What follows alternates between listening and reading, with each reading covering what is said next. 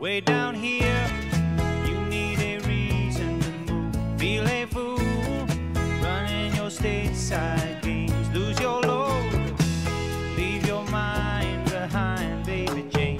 Oh, Mexico, you sound so simple, I just got to go. The sun's so hot, I forgot to go home. Guess I'll have to go now. Americana got the sleepy eye, but his body's still shaking like a live wire. Sleepy senorita with their eyes on fire. Oh, Mexico, you sound so sweet with the sun sinking low. The moon's so bright, like to light up the night. March 30th, 2009. This 30-year-old gentleman with ulcerative colitis returns urgently because of diarrhea over the last week. He also brings a note from his uncle, who had originally been seen by Dr. Crone many years ago and was first diagnosed to have ulcerative colitis and later diagnosed to have Crohn's disease. Adam responded very well to the first dose of Remicade. In February, his bowel movements returned to normal within a few days, and he was very pleased with formed bowel movements. He then had a second dose of the infusion earlier this month, and it had a temporary effect, and now he is having diarrhea once again.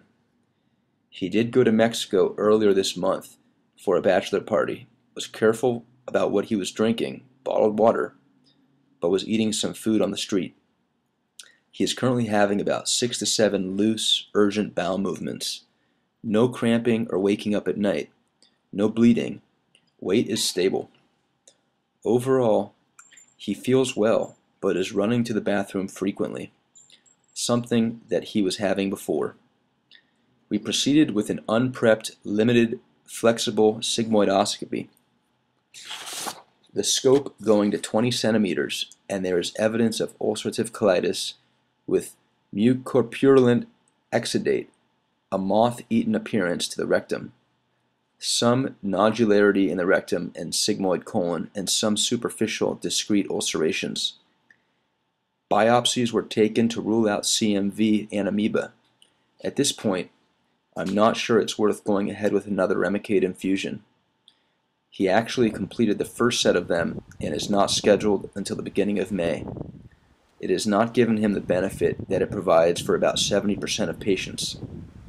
The options at this point would include Humira or trying 6MP.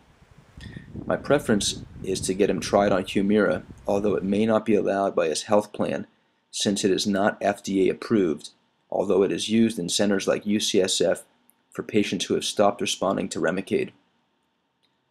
In the meantime, I would be inclined, once we rule out infection, to get him started on 6MP. I can review with him the side effects profile when I get to that point, but he has already had the TPMT enzyme assay, which is high.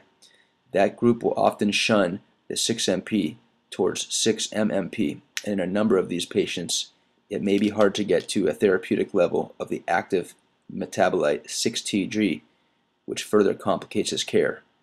His TPMT level was about 45, with normal activity above 24. I will talk with him more when I have results of his stool tests and the biopsies. In the meantime, we will put in a request for his Humira. 20 minutes spent with patient, mostly counseling in addition to sigmoidoscopy.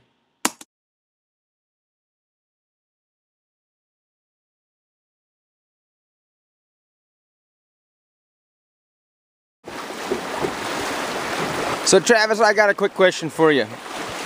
Let's say I did need to go take a poop right now.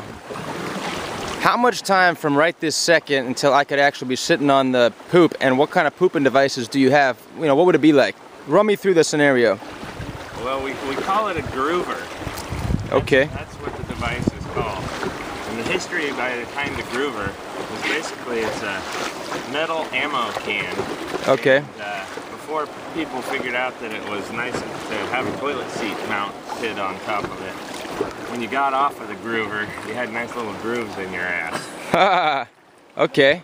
Ours is a little nicer. We've got a toilet seat, and it's behind me. And since this is a lodge trip, I haven't been breathing the shit the whole damn trip. Gotcha. Nice. But I mean, let's say right now I yell at you, hey man, I gotta go now. How long until I'm sitting on the groover? We could have you sitting on the groover in about 6 minutes. Okay. Time to get through this next rapid, me to unstrap some bags, and then we'd probably put it right front and center so everyone could watch you. Okay. Well, that's not too bad, 6 minutes. Would you say that would be an average, like, TTG, like time to groover for the river? TTG, I'd say, yeah, that's on average. Okay. Sometimes, you know, 3 minutes if we're already sitting in an eddy. It'd be fast. Others, it could be 10. 10? Will you say 10 minutes? In the middle or at the top of Blossom Bar, which sometimes makes people need to have TTG, then it can be a little longer. Well, there you have it, folks. No reason to be scared of river rafting if you can hold it for 6 minutes. Maybe 10. Thanks so much, everybody, for watching the video, and to everyone out there who is either recently or somewhere in the not too distant past or even distant past diagnosed with colitis or living with someone or know somebody. The truth is, you can definitely have a normal life. I'm pretty sure I'm living proof of that, and I know there's a bunch of others. So have a great rest of August 2012, and I'll talk to y'all soon. Have a good day. Look at him. Wow. See how that turns out. That's going to be a first rounder.